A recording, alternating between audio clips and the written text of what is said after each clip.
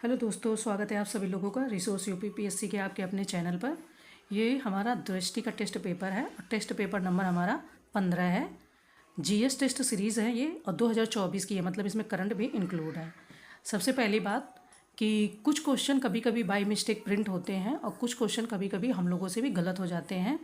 तो जैसे मेरी बहुत अच्छी वो हैं व्यूवर हैं, एक लोग जो देखती हैं टेस्ट पेपर को, उन्होंने मुझे इन्फॉर्म किया, कमेंट किया कि कोई क्वेश्चन उसमें गलत हो गया है। तो मैं आप सबसे पहले ही हाथ जोड़ के विनती करती हूँ कि अगर कोई इन केस कोई क्वेश्चन गलत होता है तो आप क्वेश्चन नंबर ज़रूर लिख के भेज दीजिए, तो मैं उसको ज़रूर देख लिया करूँगी। दूसरी बात क्या है कि जानबूझ के कभी भी कोई क्वेश्चन गलत नहीं बताऊँगी। अनजाने में अगर कोई गलती हो जाएगी तो उसको मैं सुधारने की कोशिश करूँगी, क्योंकि टेस्ट पेपर फैक्ट से भरे होते हैं और इतने फैक्ट हर एक व्यक्ति को याद नहीं रहते हैं। ठीक है, तो यूपीपीसीएस टेस्ट सीरीज़ है, दृष्टि का टेस्ट पेपर है, ये 15 नंबर है। 15 नंबर हमने इसलिए उठा लिया क्योंकि इसमें यूपीएस स्पेशल प्लस इसमें जनगणना के क्वेश्चन काफ़ी अच्छी मात्रा में थे। तो मैंने सोचा कि नंबरिंग पे ध्यान नहीं देते हैं, क्वेश्चन पे ध्यान देते हैं। ठीक है, यहाँ पे मैंने जनगणना के काफ़ी क्वेश्चन देखे तो मुझे ये ठीक लगा, तो इसको हम लोग सॉल्व कर लेते हैं। सॉल्व करने के बाद क्या रहेगा, कैसा रहेगा, जो भी अच्छा हो बुरा हो, आप ज़रूर अपने अनुभव मेरे साथ शेयर कीजिएगा। हाँ, बिन मैनर्स के जो लोग कमेंट कर देते हैं ना कि यूजलेस है, तो कृपया करके आप बिल्कुल भी वीडियो मत देखिए। मैं आपके फ़ोन में वीडियो को वॉच करने के लिए नहीं आती हूँ बताने। दूसरी बात, जब आप 1900-2000 रुपये दे के टेस्ट पेपर अपने घर पे मंगाओगे ना, तो आपको वो यूजलेस चीज़ का यूज पता चल जाएगा। ठीक है, टेस्ट पेपर तो सस्ते होते हैं, कोरियर का चार्ज महंगा होता है। तो जिस दिन आप 2000 के टेस्ट पेपर मंगा के सॉल्व करना, उस दिन मुझे बताना यूजलेस है कि नहीं है।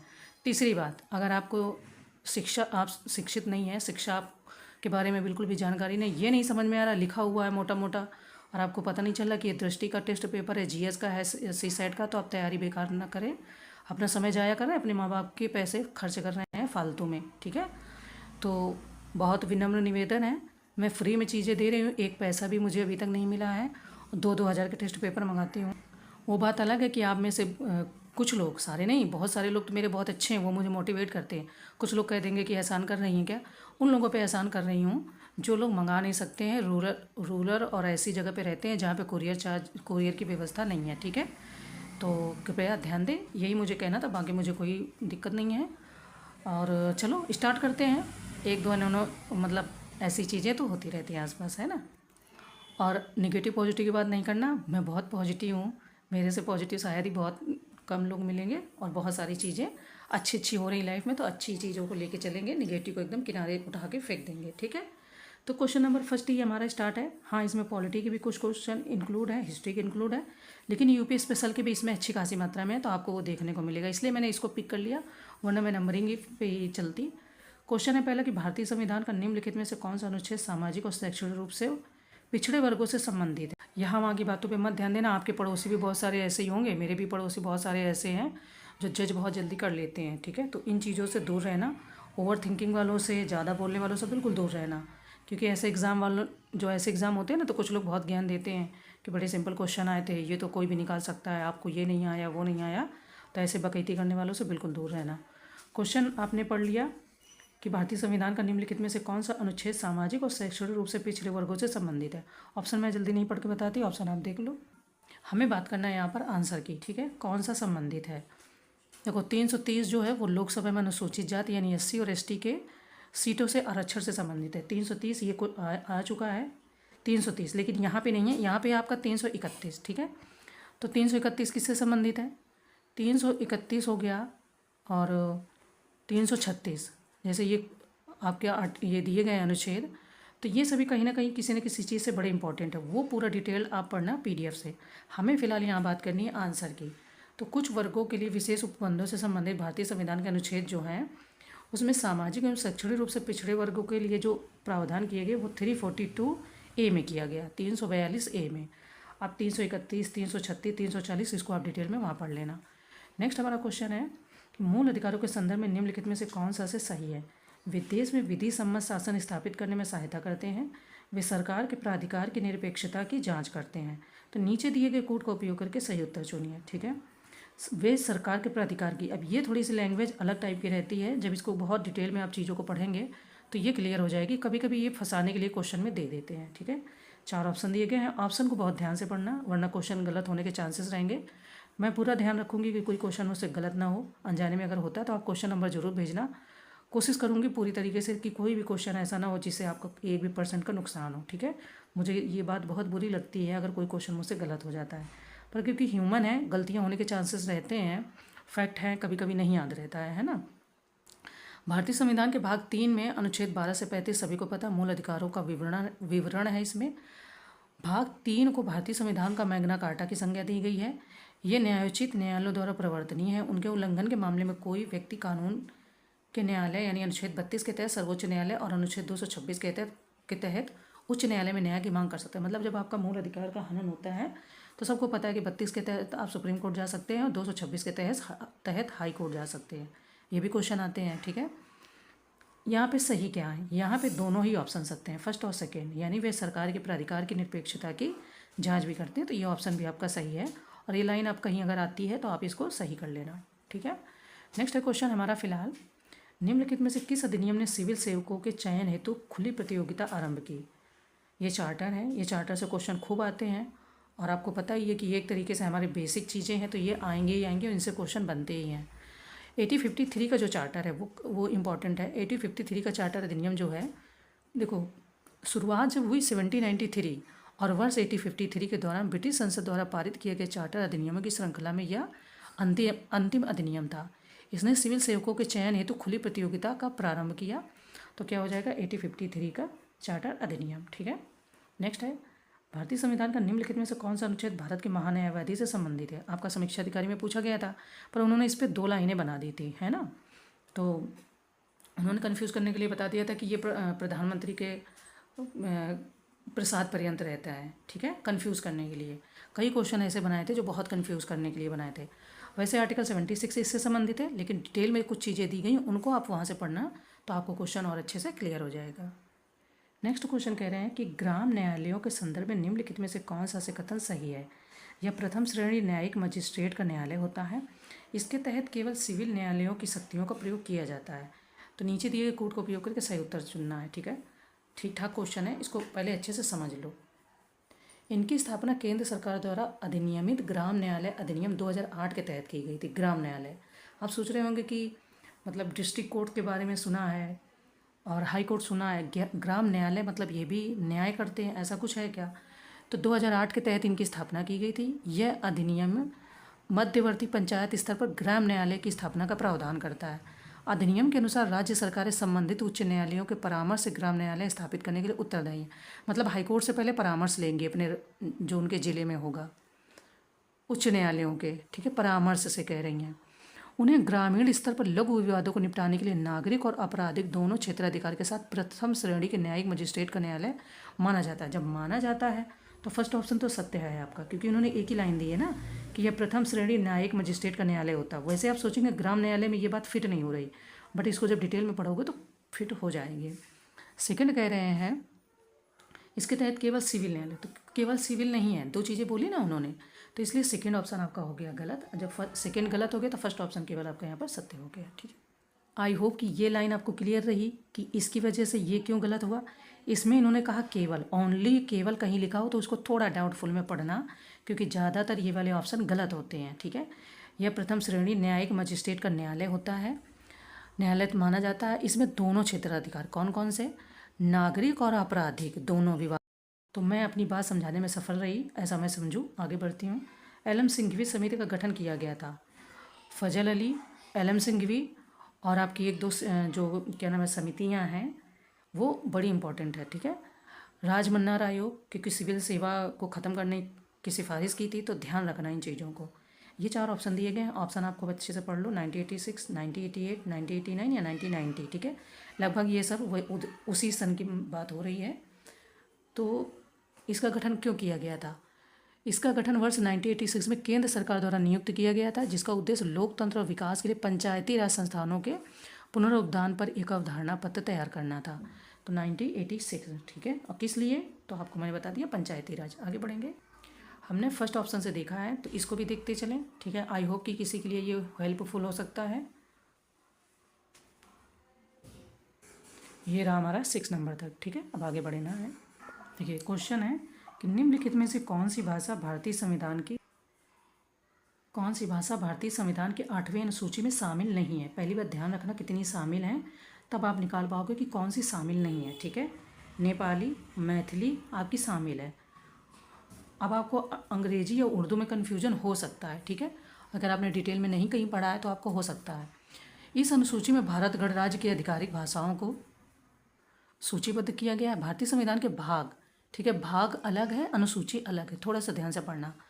तो भाग कितना हो जाएगा, 18 में सूचीबद्ध किया गया। अनुच्छेद 343 से 351 तक शामिल आधिकारिक भाषाओं से संबंधित है।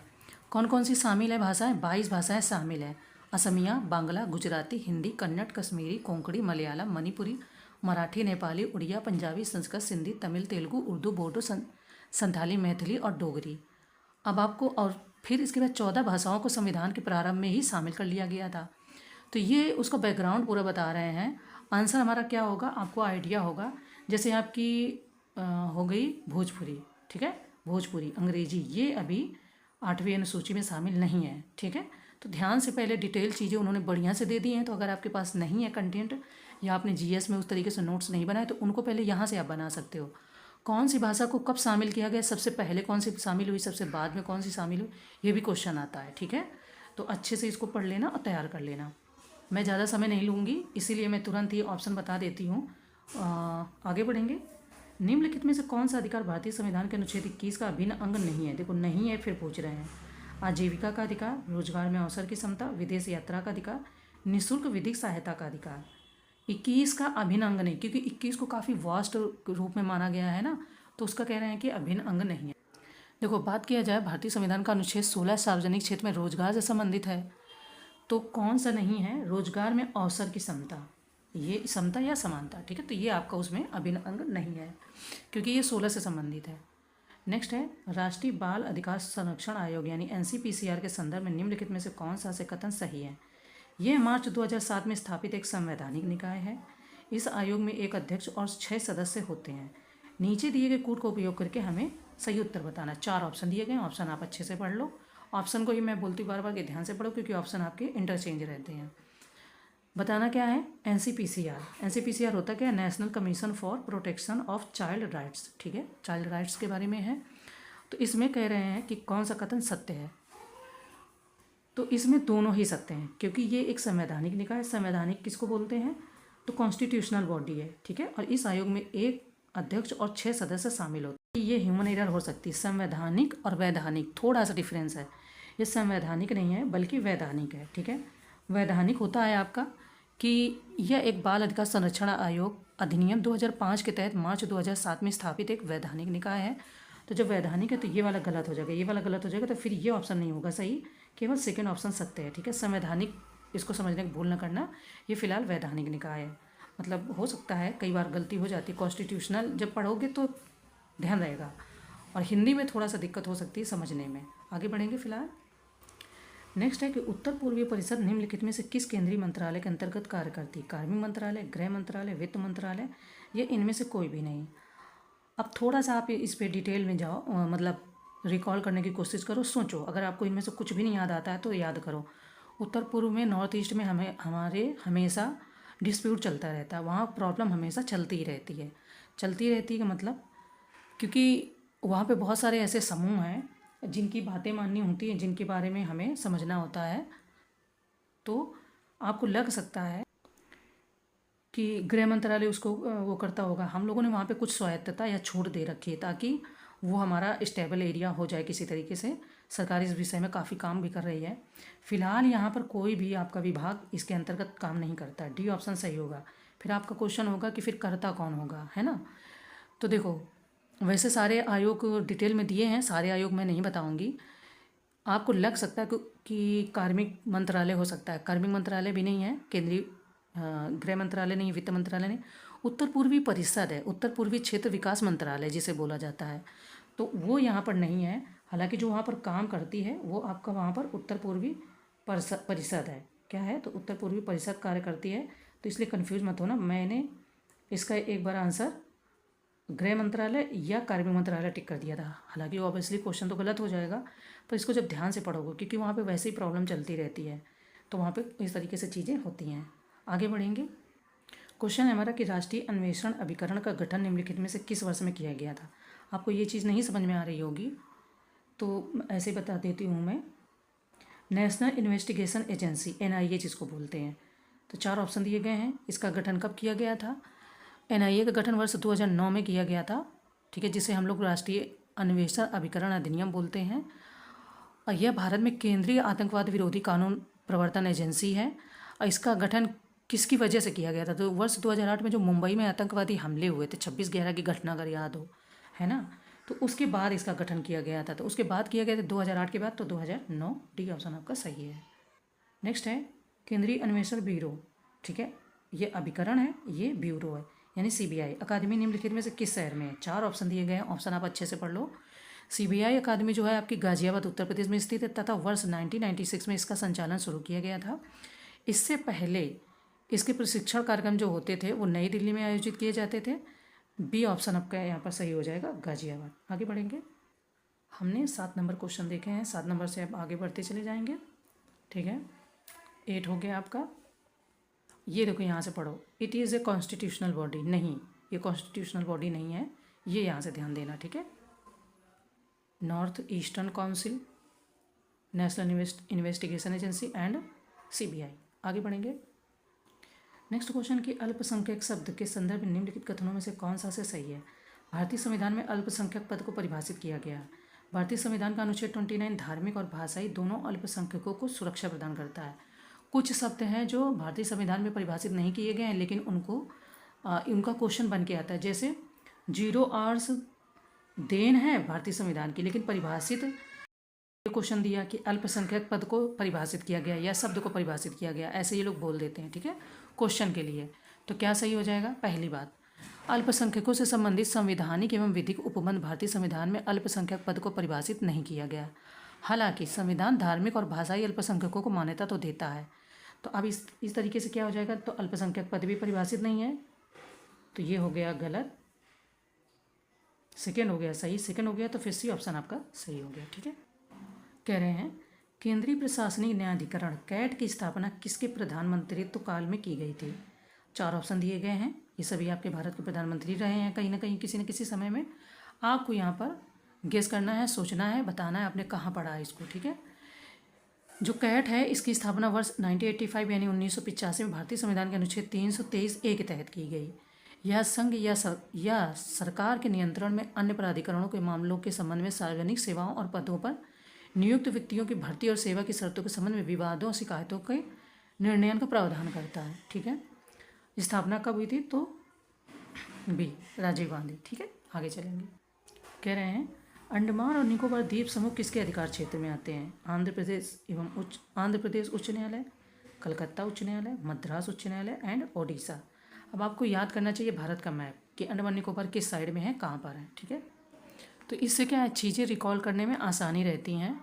अगर आंसर की बात करें तो आंसर तो मैं बता ही दूंगी, लेकिन अगर आप ध्यान दो, पश्चिम बंगाल और अंडमान और निकोबार द्वीप समूह, तो ये हो जाएगा आपका कलकत्ता उच्च न्यायालय के अधिकार क्षेत्र में आते हैं। नेक्स्ट है भारतीय संविधान का निम्नलिखित में से कौन सा अनुच्छेद राज्य विधानसभा में सदस्यता के लिए अयोग्यता से संबंधित है? ऐसे खूब भर भर के फैक्ट पूछता है PCS, और बड़ा दिमाग खराब हो जाता है इतने सारे फैक्ट याद करने में।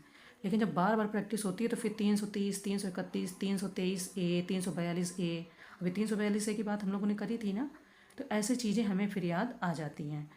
29 धार्मिक और भाषाई अल्पसंख्यक है ना, तो फिर हो ही जाता है धीरे धीरे करके। जब प्रैक्टिस नहीं होती तो थोड़ा टाइम लग जाता है।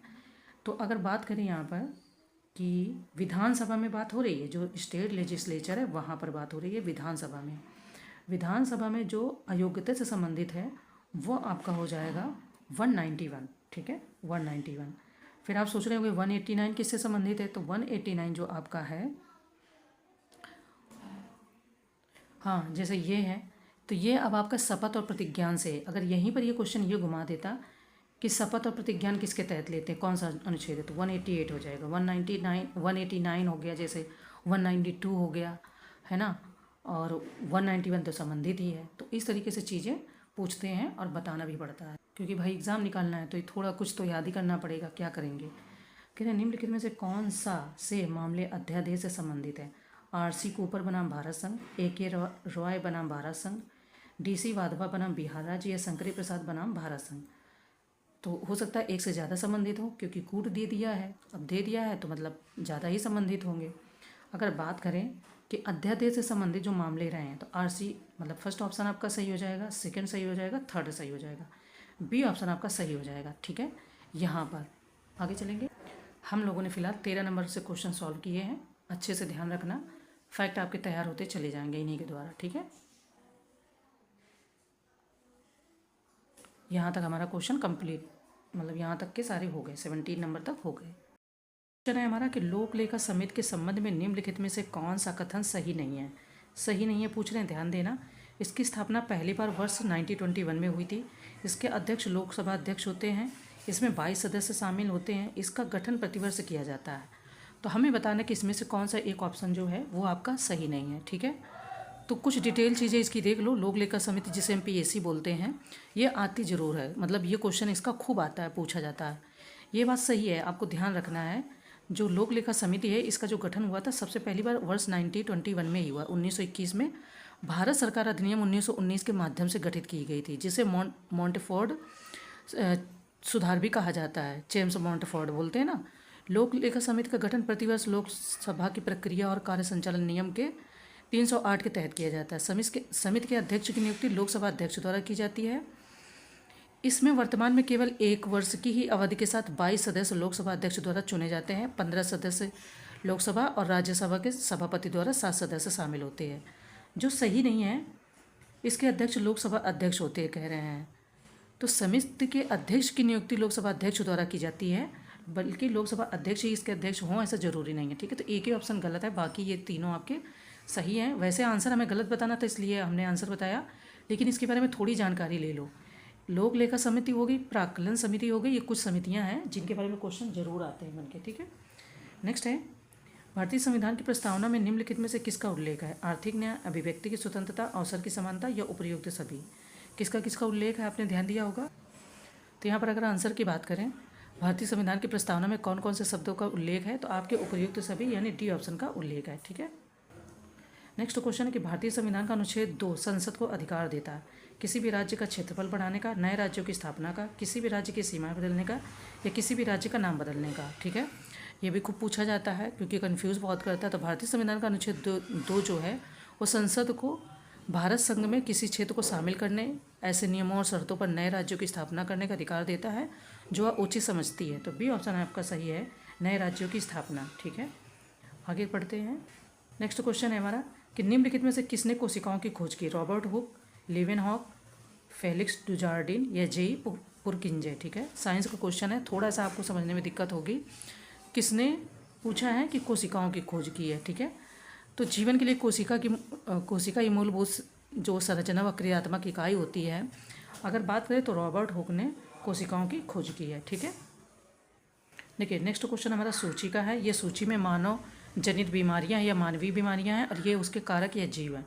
एथलीट फुट, एस्परगिलस फ्यूमिगेट्स, दाद, टीनिया पेडिस, अस्थमा, क्रिप्टोकोकस न्योफॉर्मन्स या मेनिंजाइटिस ट्राइकोफाइटिन। अब हमको मिलान करना है फिलहाल और बताना है कि कूट की सहायता से कौन सा ऑप्शन सही होगा।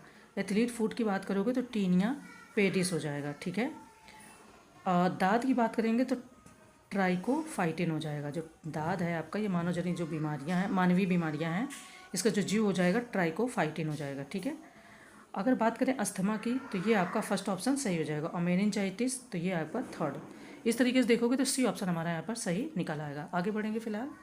तो हमने 18 नंबर से क्वेश्चन सॉल्व करना शुरू किया था। 18 हुआ, 19 हुआ, 20 हुआ, 21, 22। ठीक है, आगे बढ़ेंगे। नेक्स्ट क्वेश्चन है कि निम्नलिखित में से कौन सा परागण प्रक्रिया परागण माध्यम सुमेलित नहीं है। ठीक है, एनिमोफिलस वायु, मैलाकोफिलस कीट, हाइड्रोफिलस जल एंड अर्निथोफिलस पक्षी। तो बताना है कि इसमें से कौन सा सही सुमेलित नहीं है ये चीज़। ठीक है, अगर बात करें तो जो मैलाकोफिलस है, ये जो कीट दिया है, ये सीपीओ द्वारा परागण होता है ना कि कीट द्वारा। तो ये आपका यहाँ पर गलत हो जाएगा। यहाँ पर क्या होना चाहिए था, तो यहाँ पर सीपीओ द्वारा परागण होना चाहिए था, सीपीओ द्वारा परागण। तो यही आपका यहाँ पर गलत सुमेलित है। ठीक है, आगे बढ़ेंगे फिलहाल। नेक्स्ट क्वेश्चन है कि निम्नलिखित में से किसे मास्टर ग्रंथि कहा जाता है? पिट्यूटरी ग्रंथि, यकृत, पीनियल ग्रंथि या थायराइड ग्रंथि? ठीक है, ये क्वेश्चन साइंस का बड़ा फेवरेट है और बहुत बार पूछा गया है। तो पीयूष ग्रंथि ये जो मस्तिष्क के आधार में स्थित एक छोटी ग्रंथि और मास्टर ग्लैंड कहलाती है, क्योंकि यह शरीर में कुछ महत्वपूर्ण हार्मोन का संश्लेषण करती है। तो क्या हो जाएगा आपका? पिट्यूटरी ग्रंथि या पीयूष ग्रंथि, इसे ही मास्टर ग्रंथि कहते हैं। नेक्स्ट कह रहे हैं कि निम्नलिखित में से कौन सी एग्लूटिनेशन की प्रक्रिया है? कैंसर के इलाज की एक प्रक्रिया, रक्त समूह निर्धारित करने की एक प्रक्रिया, एंटीजन और एंटीबॉडी का एक साथ चिपकना या मूत्रवर्धक हार्मोन के स्राव की प्रक्रिया। तो चारों ऑप्शन इंपॉर्टेंट है, पहले अच्छे से पढ़ लो। बात करें तो एंटीजन और एंटीबॉडी का एक साथ चिपकना, ये आपकी एग्लूटिनेशन की प्रक्रिया है। ठीक है, नेक्स्ट हमारा क्वेश्चन है फिर सूची का। दो सूची दिए गए, एक में पौधों के रोग दिए के बारे में और एक में कारक या रोगाणु। ठीक है, आलू में विल्ट रोग, जैंथोमोनस ओरिजे, चावल में ब्लाइट रोग इन्वेनिया, सेब में फायर ब्लाइट रोग जैंथोमोनस फेजियोली एंड बीन ब्लाइट रोग स्यूडोमोनास सुलाने सीरम। ठीक है, थोड़ा अलग प्रोनाउंसिएशन है, उसको अपने हिसाब से प्रोनाउंसिएट कर लेना। तो हमें इनको मिलान करके बताना कौन सा सही है। आलू में जो विल्ट रोग होगा ये आपका इसके कारण होगा, जिसको बोलने में मुंह टेढ़ा हो जाता है। चावल में ब्लाइट रोग जैंथोमोनस ओरिजे, हाँ ये इन्वेनिया से। सेब में जो फायर ब्लाइट रोग होता है वो इन्वेनिया की कमी से होता है। और डी जो आपका बचा है तो वो ऑब्वियसली 3 में चला जाएगा, तो ए जो कूट है इसका सही हो जाएगा। ठीक है, नेक्स्ट हमारा क्वेश्चन कह रहे हैं कि अफीम पोस्ता के पौधे का वैज्ञानिक नाम है? ट्रिटिकम एस्टिवम, पापावेर, सेमनीफेरम, ओरिजा सेंटिवा या लाबियो रोहिता।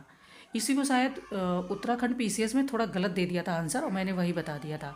अफीम पोस्ता का जो पौधे हैं कह रहे उसका जो वैज्ञानिक नाम होगा पापावेर सेमनीफेरम। ये इस बार सही है कि नहीं ज़रूर बताना, गलत अगर होगा तो भी बताना। मैं एक बार बाद में गूगल में देखूंगी, अभी फ़िलहाल मैं बता रही हूँ। आई थिंक ऐसा ही कोई क्वेश्चन था जिसका वैज्ञानिक नाम था और वो गलत दे दिया था। ठीक है, कह रहे ठगी का दमन किसके शासनकाल में हुआ? Lord William Bentinck, Lord Hastings, Lord Dalhousie या लॉर्ड एमहर्स्ट? अब ये हिस्ट्री के क्वेश्चन भी इसमें शामिल हो गए हैं। तो विलियम बेंटिक ने कंपनी के एजेंट जनरल FC स्मिथ को ठग मुद्दे को संबोधित करने के लिए मालवा एवं नर्मदा क्षेत्रों में नियुक्त किया था, जबकि स्लीमैन ने उनके डिप्टी के रूप में कार्य किया था। तो कौन? William Bentinck. आगे बढ़ेंगे। फिलहाल ये हमने 23 नंबर से क्वेश्चन को सॉल्व किया है, तो इनको आप देखते चलो। 24, 25, 26 एंड 27, 28। ओके, नेक्स्ट क्वेश्चन है कि निम्नलिखित में से किसने मद्रास प्रेसिडेंसी में स्वदेशी आंदोलन का नेतृत्व किया था? 4 ऑप्शन दिए गए हैं, पहले आप ऑप्शन को अच्छे से पढ़ लो। ठीक है, क्या ब्रिटिशर्स के नाम है या कौन है? वर्ष 1905 में वायसराय कर्जन ने बंगाल का विभाजन किया। उस समय बंगाल ब्रिटिश भारत का सबसे बड़ा प्रांत था और साथ ही इसमें बिहार तथा उड़ीसा के कुछ भाग भी शामिल थे। बात करें यहाँ पर कि किसने नेतृत्व किया था, तो चिदम्बरम पिल्लई ने स्वदेशी आंदोलन का नेतृत्व किया था, तो चिदम्बरम पिल्लई ने। नेक्स्ट क्वेश्चन है कि निम्नलिखित में से किसने महार सत्याग्रह का नेतृत्व किया था? MK Gandhi, Jawaharlal Nehru, BR Ambedkar and Vallabh भाई पटेल। ये बहुत सिंपल है और आप में से हर किसी को इसका क्वेश्चन का आंसर आता ही होगा, तो हमारे प्यारे BR अम्बेडकर जी। नेक्स्ट, भारतीय राष्ट्रीय कांग्रेस के प्रथम गैर भारतीय अध्यक्ष थे? William Wedderburn, Henry Cotton, Alfred Webb या जॉर्ज यूल। ठीक है, प्रथम गैर भारतीय अध्यक्ष। ठीक है, विलियम वेडनबर्न ने भी अध्यक्षता की, जॉर्ज यूल ने भी की। अब यहाँ पे आंसर क्या होगा मुझे याद नहीं है। जॉर्ज यूल ने 1888 में की है और जो अल्फ्रेड वेब है ये 1894 में इन्होंने इसकी अध्यक्षता की है। आंसर इन्होंने जॉर्ज यूल को माना है। ठीक है, तो आपका आंसर यहाँ पे डी हो जाएगा। अब ये पता नहीं कहाँ के थे, ये थे तो ये भी गैर भारतीय, पर इन्होंने अध्यक्षता की कि नहीं, तो जॉर्ज यूल ने भी की 1888 में और 1994 में 1994 में इन्होंने की और 1888 में इन्होंने की है। ठीक है, इस बात को ध्यान रखना। नेक्स्ट है भारतीय राष्ट्रीय कांग्रेस यानी INC के संदर्भ में निम्नलिखित में से कौन सा कथन सत्य है? एकमात्र सत्य जब महात्मा गांधी ने भारतीय राष्ट्रीय कांग्रेस के अधिवेशन की अध्यक्षता की थी वह बेलगाम में आयोजित किया गया था। सरोजनी नायडू भारतीय राष्ट्रीय कांग्रेस के अध्यक्ष बनने वाली पहली भारतीय महिला थी। सबसे पहली बात, आज से 100 साल को पीछे चले जाओ, आपको आइडिया लग जाएगा। 2024 चल रहा है, 100 साल पीछे जाएंगे तो 1924 में। ठीक है, कब? तो 1924 में भारतीय राष्ट्रीय कांग्रेस का अधिवेशन जो बेलगाम में आयोजित हुआ था और यही एकमात्र सत्र था जिसमें महात्मा गांधी जी ने इसकी अध्यक्षता की थी। ठीक है, आंसर फिर क्या हो जाएगा? तो ऑब्वियसली फर्स्ट और सेकंड दोनों ही सत्य हो जाएंगे। ठीक है, नेक्स्ट है कि निम्नलिखित में से किसे प्रथम व्यक्तिगत सत्याग्रही के रूप में नामांकित किया गया था? देखो प्रथम और सेकंड पूछेंगे तो दोनों को आपको नाम याद रख लेना है। नेक्स्ट क्वेश्चन है कि निम्नलिखित में से किसे प्रथम व्यक्तिगत सत्याग्रही के रूप में नामांकित किया गया था, है ना। यह क्वेश्चन तो हमने पढ़ लिया है। बात करें गांधी जी द्वारा औपचारिक रूप से, ठीक है, 17 अक्टूबर 1940 को व्यक्तिगत सत्याग्रह शुरू किया गया। प्रथम एवं द्वितीय सत्याग्रही क्रमशः विनोबा भावे और जवाहरलाल नेहरू को नामांकित किया गया था। तो आंसर क्या क्या हो जाएगा, विनोबा भावे। प्रथम की बात हो रही है विनोबा भावे, सेकंड की बात होगी द्वितीय की तो जवाहरलाल नेहरू हो जाएंगे, ठीक है। नेक्स्ट है निम्नलिखित संधियों पर विचार कीजिए, इन्हें आरंभ से अंतिम तक सही कालानुक्रम में व्यवस्थित कीजिए। मद्रास की संधि, सालवाई की संधि, एक्सला चैपल की संधि, बेसिन की संधि। देखो एक तो आपको याद हो जाती होंगी, मुझे कई बार ये संधियाँ बड़ा प्रॉब्लम करती है, ठीक है। कुछ कुछ के मैंने ईयर याद कर लिए हैं ताकि मैं किसी तरीके से इनको एग्ज़ाम में ज़रूर निकाल पाऊँ। इसका मुझे याद है, डेट भी याद है अच्छे से, ठीक है। ये 1748 में घटित हुई थी, ठीक है। जो ये संधि हुई थी 1748 1748 में। प्रथम कर्नाटक युद्ध यूरोप में शत्रुता की समाप्ति के साथ समाप्त हुआ। ऑस्ट्रियाई उत्तराधिकारी का युद्ध एक्सला चैपल की संधि पर हस्ताक्षर के साथ समाप्त हुआ, तो ये तो याद है। मद्रास वाले में और सालबाई में कभी कभी कन्फ्यूजन हो जाती है। मद्रास की जो होती है वो 1769 में होती है, ठीक है, 1769 में। कभी कभी कन्फ्यूजन हो जाती है ईयर को लेके, क्योंकि कितना फैक्ट याद करेंगे। और सालबाई की जो होती है 1782 में होती है, ठीक है, ये उसके काफ़ी समय बाद होती है। बेसिन की जो संधि वो 1802 में होती है, सबसे लास्ट में लगभग यही होती है। तो अब इसको अगर आप मतलब सुमेलित करेंगे 1748। देखो कहने का मतलब ये है कि जो सबसे पहले घटित हुई उसको हम अरेंज करेंगे। 1748 एक्सला चैपल की संधि घटित हुई, फिर आपकी 1769 में मद्रास की संधि, फिर सालबाई की संधि। तो इस तरीके से देखेंगे लास्ट में मतलब सबसे देर में 1802 में बेसिन की संधि, ठीक है। हाँ मुझे इन दोनों में कन्फ्यूजन होता है और ये इसका मेरे को ईयर याद रहता है, ठीक है। तो ये मेरी अपनी प्रॉब्लम बता रही हूँ, आप लोग तो होशियार हैं तो आपको तो याद ही रहता होगा। आगे बढ़ेंगे। हम लोगों ने अभी 29 से क्वेश्चन को सॉल्व किया है। ज़्यादातर आपके वन लाइनर में ही ख़त्म हो जा रहे हैं, तो आप 29 से देख लो। 31, 32, 33 एंड 34, ठीक है। नेक्स्ट क्वेश्चन है कि देव समाज की स्थापना की गई थी राधाकांत देव द्वारा, केशव चंद्र सेन द्वारा, शिवनारायण अग्निहोत्री द्वारा या एम.जी. रानाडे द्वारा। अब देव समाज को समझ के राधाकांत देव गेस कर सकते हो, बट ऐसा नहीं कि गेस वर्क हर समय काम करे। तो इसकी स्थापना वर्ष 1887 लाहौर में शिवनारायण अग्निहोत्री द्वारा किया गया था, ठीक है। नेक्स्ट है दिसंबर 2023 में प्रधानमंत्री ने कितनी वंदे भारत ट्रेनों का उद्घाटन किया, ये पूछ सकते हैं क्योंकि 2023 का दिसंबर का करंट है, ठीक है। 4 ऑप्शन दिए गए हैं, आपको बताना है। तो तब तक 6 ट्रेनों का इन्होंने उद्घाटन किया। नेक्स्ट है कि गदर पार्टी का मुख्यालय वैंकूवर, सैन फ्रांसिस्को, लंदन में या दिल्ली में, ठीक है। ये भी सिंपल है, हर किसी को पता होगा। गदर पार्टी एक भारतीय क्रांतिकारी संगठन था जिसका उद्देश्य भारत को ब्रिटिश शासन से मुक्त कराना था। इसका जो मुख्यालय वो सैन फ्रांसिस्को में था। जब भारत को आज़ादी प्राप्त हुई उस समय भारतीय राष्ट्रीय कांग्रेस के अध्यक्ष कौन थे। 4 ऑप्शन दिए गए हैं। ये इस तरीके के क्वेश्चन खूब पूछते हैं। वर्ष 1947 में जब भारत को आज़ादी प्राप्त हुई तब आचार्य जे.बी. कृपलानी भारतीय राष्ट्रीय कांग्रेस के अध्यक्ष थे, ठीक है। तो क्या हो जाएगा, सी ऑप्शन आपका, जे.बी. कृपलानी। नेक्स्ट है सुभाष चंद्र बोस के बारे में निम्नलिखित में से कौन सा कथन सही नहीं है। अब इन्होंने बोला सही नहीं है। 4 ऑप्शन दिए गए हैं। 1923 में उन्हें अखिल भारतीय युवा कांग्रेस का अध्यक्ष चुना गया। 1919 में बोस को भारतीय सिविल सेवा ICS परीक्षा में चुना गया। 1930 में वे कलकत्ता के मेयर चुने गए। उन्होंने 1931 में गांधी रिविन समझौतों का समर्थन किया, ये कह रहे हैं। अब ध्यान देना, उन्होंने इसका समर्थन नहीं किया था, ठीक है। तो यही ऑप्शन आपका यहाँ पर सही नहीं है। कह रहे विश्वविद्यालय अधिनियम पारित किया गया था 1901, 1902, 1903 या 1904, मतलब 1900 में ही किया गया। कब किया गया था, तो 1904 में। 1902 में वायसराय लॉर्ड कर्जन के कार्यकाल के दौरान शिक्षा पर एक समिति की स्थापना की गई थी जिसे रैले आयोग कहा जाता है। रैले आयोग की सिफारिशों के आधार पर 1904 में विश्वविद्यालय अधिनियम पारित किया गया था। तो फिलहाल कुछ शोर हो रहा है तो अब हम अभी यहीं तक रखते हैं। वैसे मैं सोच रही थी 75 तक क्वेश्चन करूँगी, पर इसको अभी आप यहाँ तक देख लो, फिर हम आगे पूरा पेपर कंप्लीट कर लेंगे, ठीक है। Thank you.